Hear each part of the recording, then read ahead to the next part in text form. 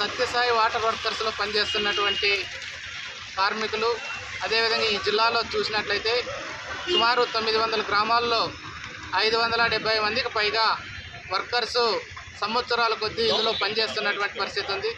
ఈ పనిచేస్తున్నటువంటి కార్మికుల పట్ల ప్రభుత్వానికి, అధికారులకు ఏమాత్రం కూడా స్పందన లేకోకుండా వాళ్ళు వ్యవహరిస్తున్నటువంటి తీరు చూస్తే చాలా బాధాకరమైనటువంటి విషయం. ఇక్కడ పనిచేస్తున్నటువంటి కార్మికులకు సుమారు 4 నుండి 6 నెలల పాటు జీతాలు ఇవ్వకోకుండా నిర్లక్ష్యంగా వ్యవహరిస్తున్నటువంటి పరిస్థితి ఉంది. అలాగే పిఎఫ్, పిఎస్ఐ సంవత్సరాల కొద్దీ పెండింగ్ పెట్టి అమలు చేయకోకుండా నిర్లక్ష్యంగా వ్యవహరిస్తున్నటువంటి పరిస్థితి ఉంది. అందుకే అనేక సార్లు వినతి పత్రాలు ఇస్తే కలెక్టర్ గారు ఏమాత్రం కూడా పట్టించుకోవడం లేదు.